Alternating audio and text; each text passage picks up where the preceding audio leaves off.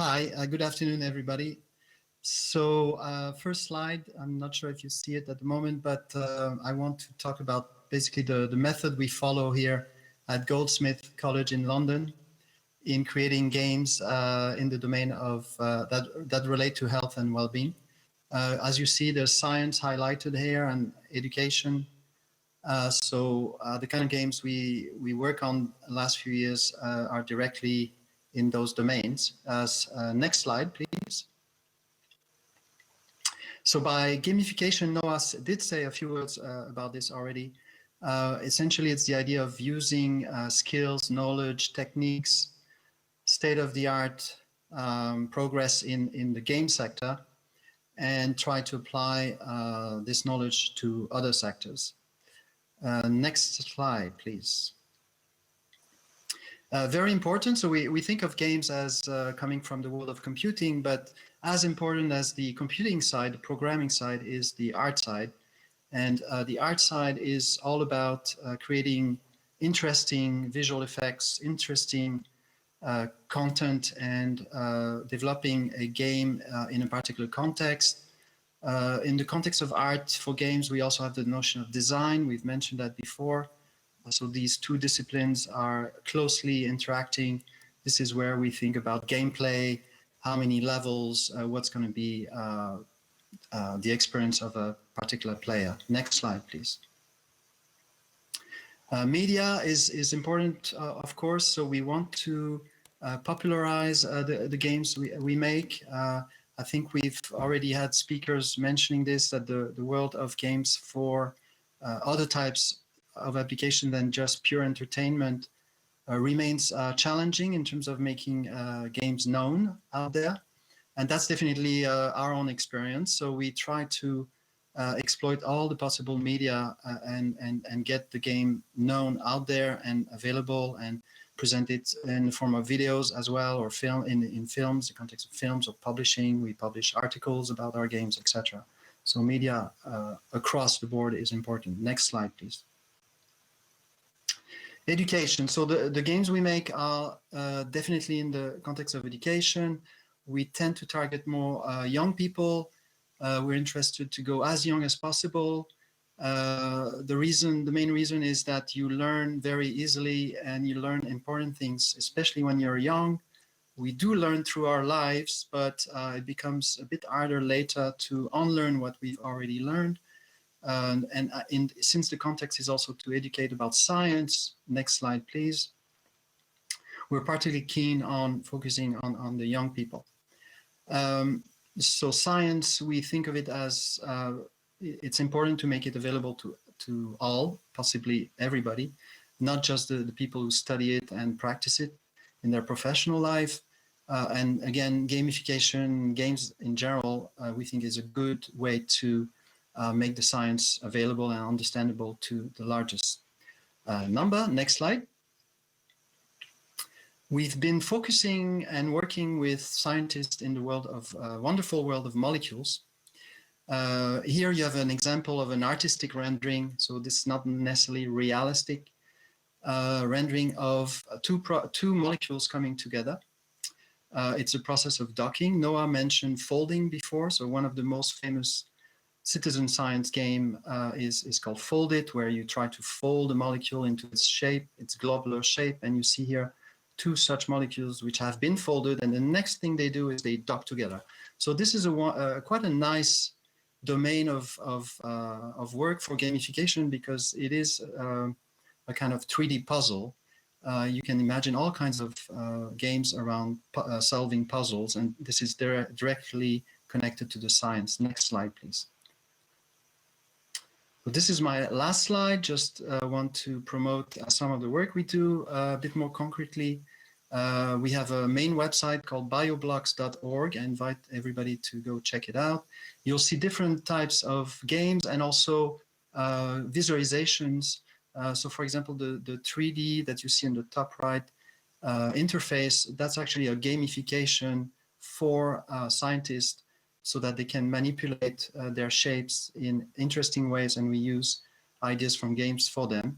And then we have more entertaining games like the 2D versions you see in the top left, and bottom right, which are BioBlocks 2D and 2.5D. And these are more in the spirit of typical games you play on your phone or tablet.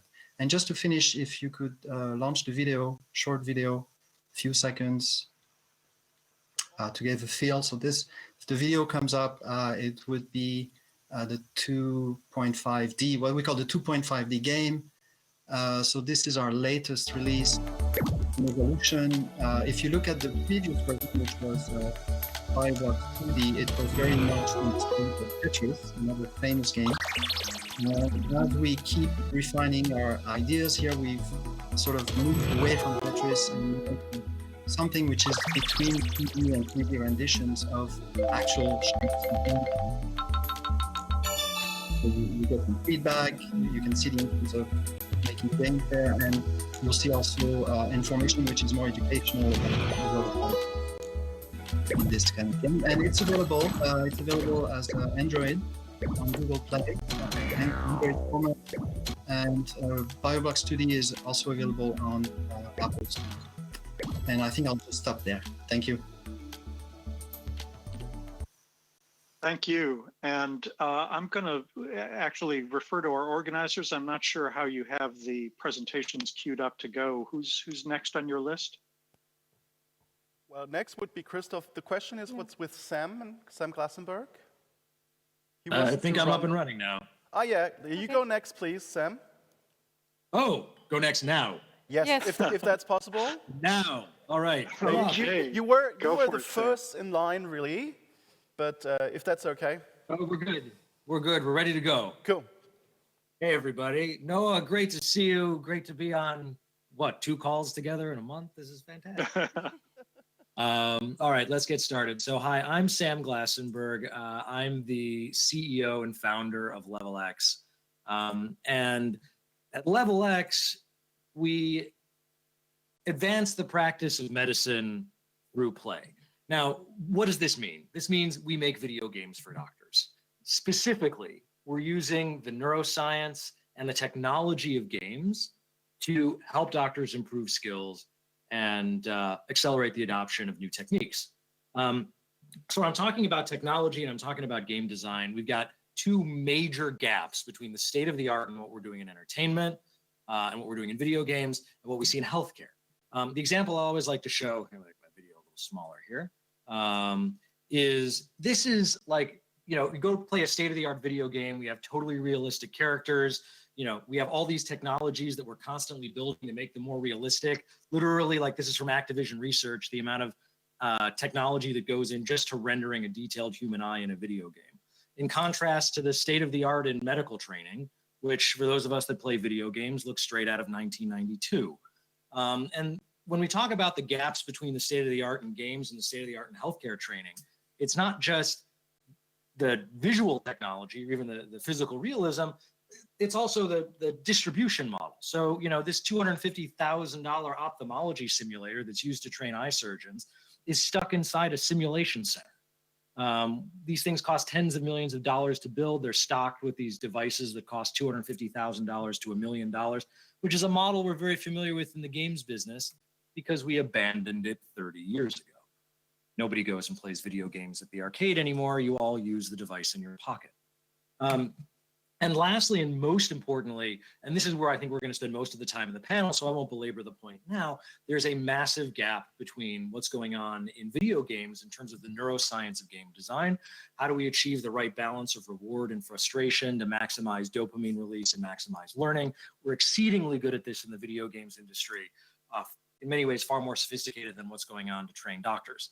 And so at LevelX, basically what we do is we put together a team of top video game developers from across the industry, folks who've worked on everything from Mortal Kombat and Call of Duty to Words with Friends. We've teamed them up with hundreds of physician contributors and advisors from leading institutions around the world, working with medical societies, working with major life science companies, working with major med device companies, and we're also working with NASA to use all this technology and design to help train astronauts for emergencies, space health emergencies on deep space missions. But again, like video games, you can't be told what they are, you have to actually see them. So what I'm gonna do here is I'm going to, really quick, just demo this off my phone. So here, what I'm going to do is everything I'm showing you, I'm just demoing here live on my iPhone. And just for the last minute, I'll give you one example of what I'm talking about when I say games for doctors. So we have right now 4 games in the App Store. We have 700,000 medical professionals playing these games. These are some of the only games you can actually earn continuing medical education credit for renewing your medical license by playing a video game. And I'll show you one example.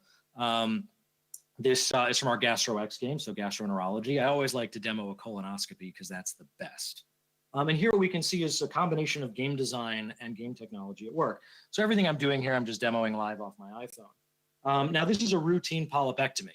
You think about it like a hidden object game. You need to find all the precancerous polyps that hide behind folds in the body. But this isn't just an interactive video. This is a totally interactive virtual patient running on an iPhone. So literally, I can grab anything anywhere, and it all behaves just like it would in real life. In fact, as I move the tissue toward the light, it glows with subsurface scattering, like when you hold your hand up to a flashlight. So in a polypectomy, you've got these polyps that hide behind all sorts of folds, and you need to use different tools to move them around. And again, we're running this on an iPhone. So here I've got a polyp that's out in the open. I'll come in and I found it, and I'll grab it with my forceps.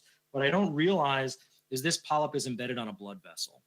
So when I remove it, I trigger a bleed a meter inside the body. And here, we can use game mechanics to really capture the challenges of the practice of medicine. So, again, running on an iPhone, we can do, full 3D computational fluid dynamics. I can spray water to try to stop this bleed.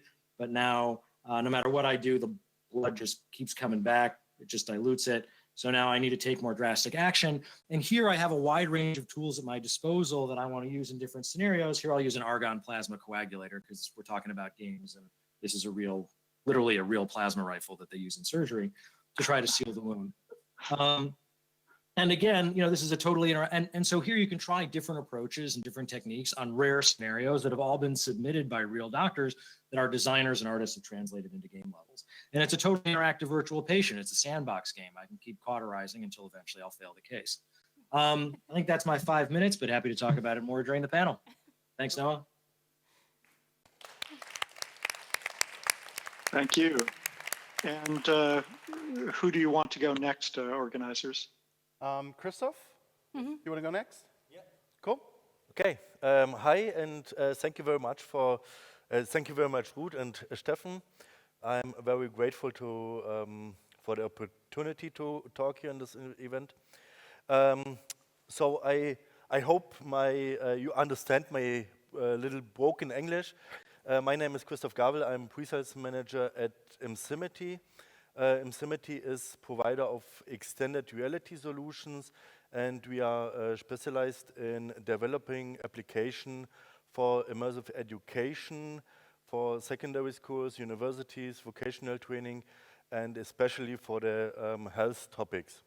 So one of the applications is the interactive and immersive cyber classroom with didactically structured learning modules.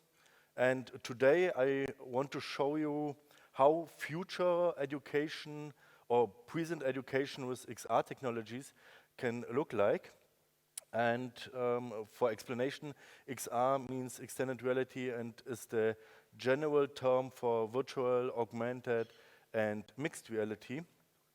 And our goal is to make education more sustainable through cross-medial and multiple usable learning modules. So as an example, I want to show you one of our learning modules from the health sector. That's the CyberHut. And the CyberHut was developed for medicine students, and meanwhile it is also used in secondary schools for the training and training of nursing staff and others. So this gives us the possibility of multiple usage of these learning modules in different fields. And the learning modules can be used with different extended reality technologies like 3D displays, like mobile devices, high-end VR systems like the HTC Vive Pro, or all-in-one HMDs like the Oculus Quest. For example, I have one all-in-one VR glasses here. That's yeah, you can say that's a high-end device in virtual reality. And a question to you all: who of you have a smartphone? Okay, so do you know that you have a VR device in your pocket? So you only need a cardboard like this, and you can use your smartphone as a VR device. So yeah, the learning modules can also be used for hybrid teaching units, and like here in this example, we have 3D displays. We have the VR HMD, the HTC Vive Pro in this example, and that's in the lessons. It's also the real teaching, so with real objects. So in a short video, you get a little insight of such a multi-platform learning unit. So we can start the video, and I hope you excuse the quality that was recorded really spontaneously. Here you see the two of them are learning on the 3D touch display with polarized 3D glasses, and one of them is in the VR world, and that's the content of this learning lesson, learning module is that you learn, you see the ultrasound picture of the heart and the 3D model, and you learn to interpret the ultrasound picture. So a positive side effect of this type of learning is the strengthening of multimedia competence of the learners, and it makes education more attractive and increases the motivation of the learners. So our goal is to bring education to a higher level with the newest technologies while saving the natural resources and make the content more sustainable through multiple usage. So finally, I can talk a lot about VR, but you will only fully understand the impact of this immersive form of learning when you experience the virtual world. So we have built up a virtual reality system in the lobby. So I warmly invite you to try it out. These learning modules on a 3D interactive display and in different VR glasses. So that's my part. Thank you very much. Thank you. Thank you. Wow. Thank you. Makes me regret not being able to be there in person. This is an interesting paradox with this hybrid model here. Those of us who are at a distance can't get to dive in, but hopefully that will change soon. So who do we have next for the demo? Julia I Fischer? think next should be me, if I get it right. Yes. Cool.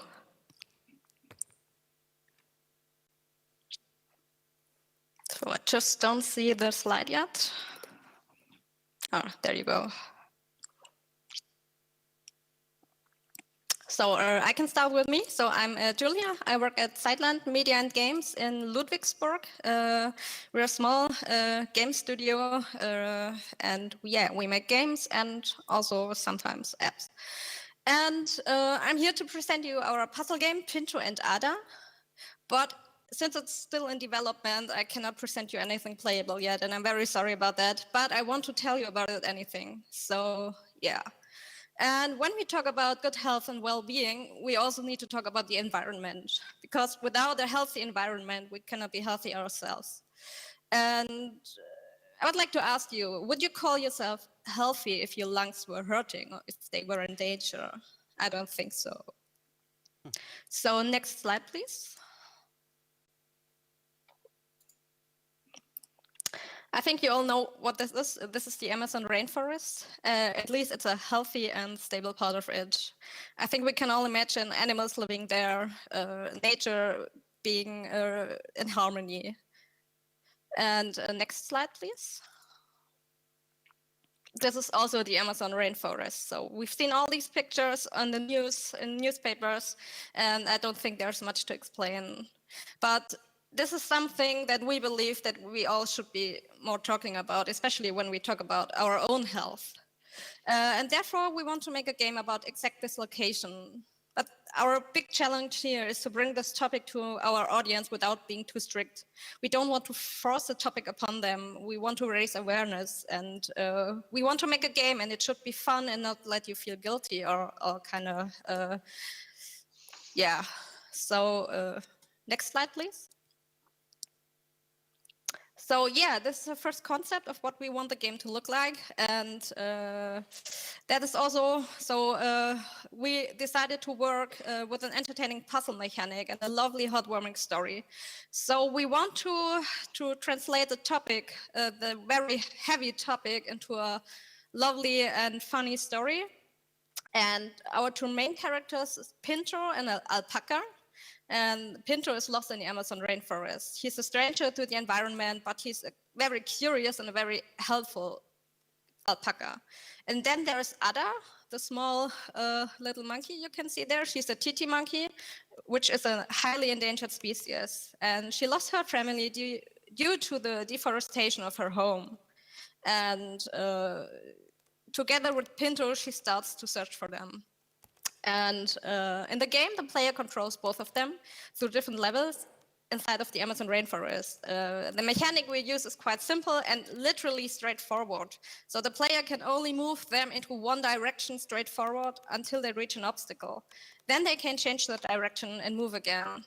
And of course, there are several dangers and traps. The player needs to collect fruits and avoid guards, control Pinto through this labyrinth, and let Ada climb the trees to overcome any obstacles.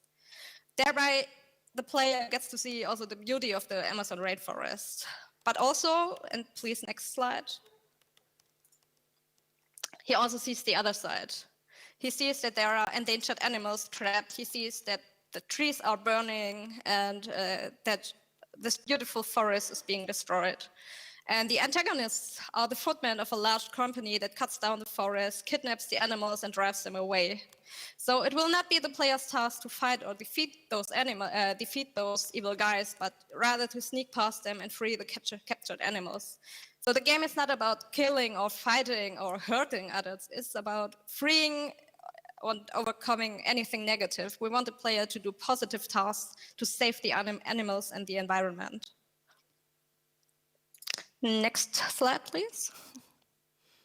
So we have some endangered animals that will take a role in our game. They will be portrayed as friendly and funny creatures. We want to show that they are not evil or that they are not dangerous. They are dangerous, but we want them to show as the good guys here. So especially graphically and in our story, we want to bring the environment and the whole subject closer to the audience and thus create an awareness of it.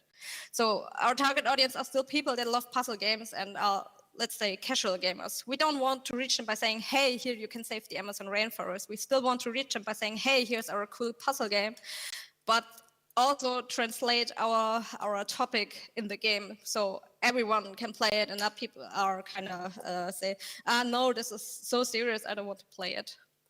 So also saving the Amazon rainforest is not happening on the screen, it's happening in politics and out there.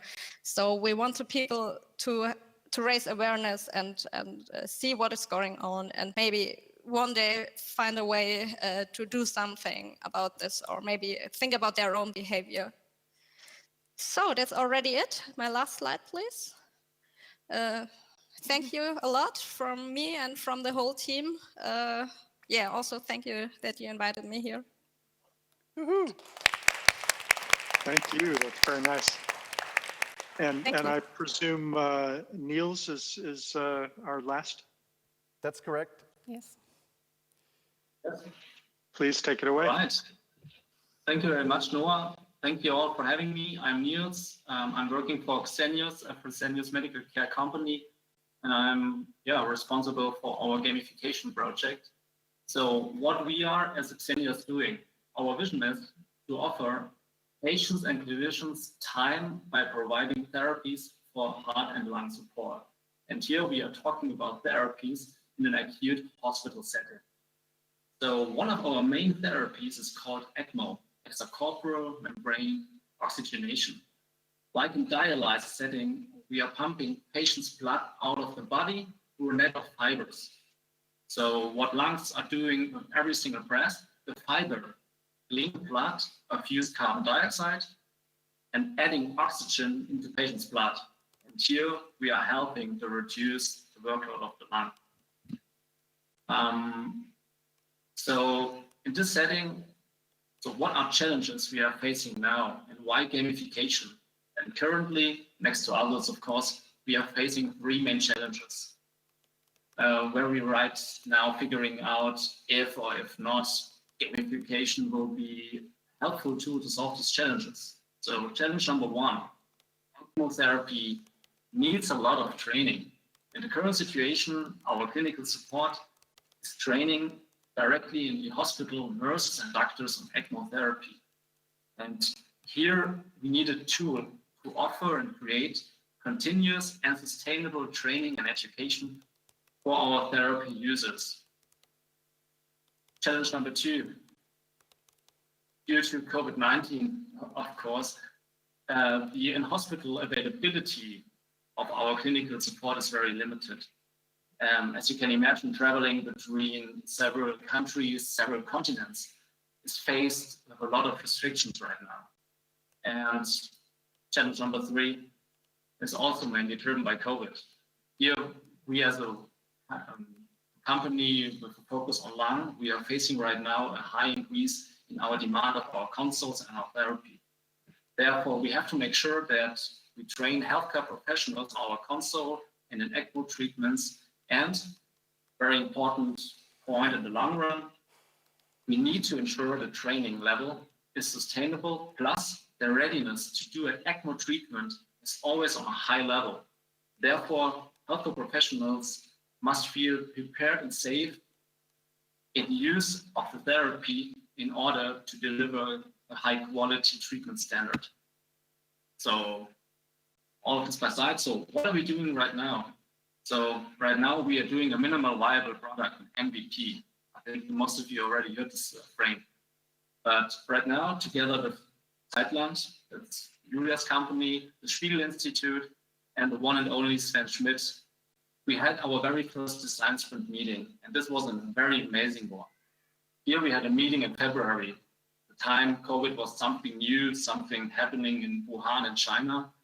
And together with the gamification and user experience specialists, we talked about our therapy, user needs, and other relevant points. And here we identified our needs and worked on our project strategy.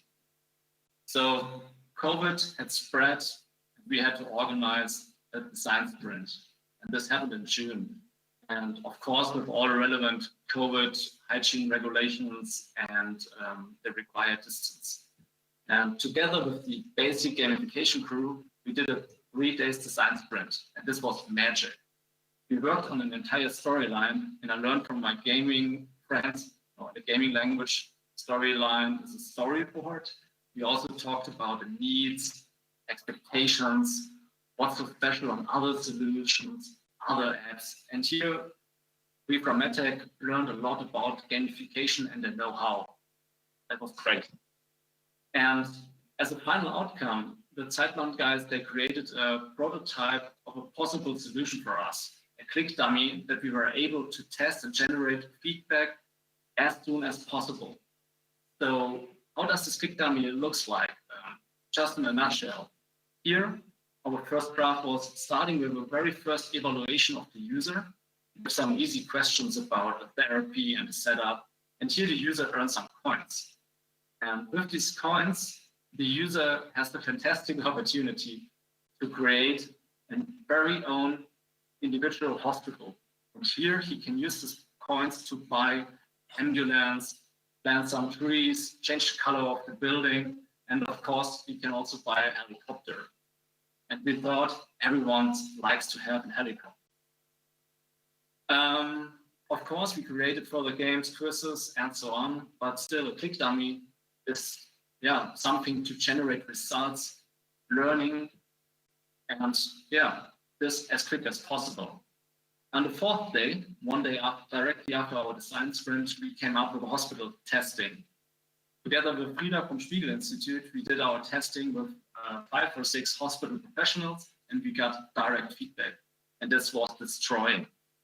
No more individual hospitals, and the worst for me, no more helicopters. However, what did we learn? We learned focus, focus, focus. Our users want to learn as much as possible, as easy as possible, regardless where they are and what time it is. And this is something very special. How we from the medtech industry can support our users to generate the best possible quality of healthcare for their patients. And right now, today, together with Zeitland and others, we are working on a fantastic app solution, including virtual reality, other trainings, and a bunch of therapy-related information. And gamification will become a key part of our digital strategy and the solution, and it's generating a great part of sustainability and quality in healthcare. Thanks, guys. More looking forward to our panel discussion. Thanks a lot. Thank you, and thank you all panelists. This is wonderful. Since we're a bit late, Loa, maybe we'll just have to limit this to just a round of statements. I do apologize for that, guys, everyone, just because Sophie, our final keynote is lined up already. So I'll give it to you, Noah. Sure. Well, I guess that simplifies things. I think we're seeing a lot of interesting themes that are running through these different presentations here. I'm noting Julia in particular was talking about making it fun, and when we're talking about sustainable goals, it's interesting that part of the trick of making that work is getting people to want to do some of these things that we know will be good for them, and games are a good way of doing that. Just another theme that I'm hearing here is in education, and the fact that this goes out to not just the people in the universities, but to people in their homes, to people anywhere where they have a mobile phone, as we know that's so widespread. And the fact that what we're doing is all digital means that we're not creating more air travel, we're not creating the kinds of expensive centers that Sam was talking about, but we're able to bypass all of that. And those are things that occur to me. Why don't I pass that around? Maybe I'll start with Christoph, because I can't see you, so I can't see a hand to go up, but if you have a final statement on this. What? I didn't understand it. Can you rephrase, please? Can you come again, please? Of course. I'm sorry I'm going so fast here. Just a statement about anything that you see with the work that you're doing, specifically helping sustainable goals, and some of the ways that your work may be doing that. Statement. Yeah, with the application we make edutainment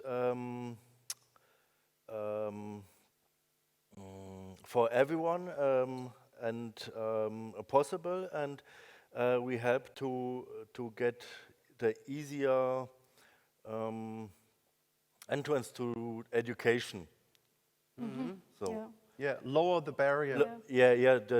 With lower barriers to education, and it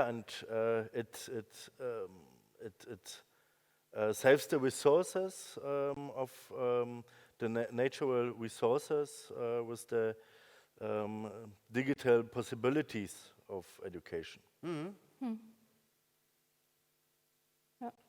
Thank you. And maybe I'll throw that open to Sam next, given that you're also focused on education and training. Anything you want to add? Yeah, I mean, look, the example that I showed at the Sim Center, right? Aside from the cost and the inconvenience, that's inaccessible to 90%. Those Sim Centers are inaccessible to 90% of practicing doctors in the United States, right? When we talk about the rest of the world, if you're a doctor in a developing country, you're never going to have access to that. Mm. And you're likely not going to have access to, sophisticated cadaver labs and mannequins and all this other stuff. So at the same time, you've got a device in your pocket, even if it's 3 or 4 years old, that has more compute power than, all the simulation centers in the world in 1990. And so we have the ability to use this to disseminate training and best practices everywhere worldwide and make it globally accessible for free. And we can also do it very quickly. So I think COVID provides a good example of this. When COVID hit, we've got, back in March, we have a team of game developers here. We've built video games around diagnosis, treatment, guideline-based decision-making. So we had a wave of inbound demand from our audience of hundreds of thousands of medical professionals who were like, help, we're getting, inundated with COVID patients. How do we deal with this? And so we prioritized the scenarios and we looked at a few things that, where we could really help. One of which was, how do you manage a COVID airway, right? You need to put all these patients on the ventilator. Actually doing that is not easy. And if you follow to actually get the tube into the throat and oxygenate the patient, if you follow the standard guidelines, pre-COVID, it's a problem. You can damage the patient's airway because COVID airways are friable. And you can also aerosolize the virus because the techniques that you use to oxygenate the patient can spread it. So we looked and we were like, all right, well, hold on. We actually have a game that we've already designed to teach guideline-based decision-making around the standard airway guidelines. We were able to quickly look, what do you know? The Italian Anesthesia Society is the first one that's been dealing with this. They just released new guidelines on how to manage COVID patients and how to adjust it. We were able to quickly take those guidelines, adapt them into the game, and within a matter of a few weeks, launch worldwide a game where you could literally practice on a sequence of different COVID patients, try different approaches, understand the consequences of different approaches, and actually and improve your skills, the kinds of skills you would otherwise only be able to really get by practicing on live human beings. This is why doctors get good at things after they've done 100 cases, right? Here we can accelerate that using game design and game technology. Marvelous, thank you. Actually, let me move to Julia next. It's interesting for me to see. I'm very gratified to see game developers, working on not just gamification but full games. I'm curious, Julia, what have you learned, from working on this game, dealing with these difficult areas like deforestation, and particularly, I liked what you said about making, sometimes the dangerous and scary animals, having a snake as a character and making them more friendly so people actually care about what happens to their habitat. How has that process been for you? So first of all, I learned a lot about the topic, and it's kind of also depressing when you do some research and see what is going on there. So, but it's also important, I think, because it's the truth. So that's what's happening. And by saying, no, I don't want to see this, nothing is getting better.